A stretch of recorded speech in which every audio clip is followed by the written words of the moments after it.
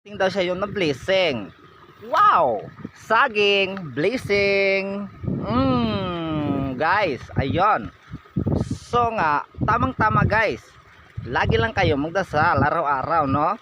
Kasi si Lord, hindi yan titigil. Talagang pag nakita kayo, pag napansin kayo ni Lord, na mabait kayo, masipag kayo, at kumakain kayo ng tama, huwag kayong mapapagutom, ha? Kasi Lord magalit yan. Lagi lang kayo magdasal. Sigurado, maraming blessing na darating sa'yo.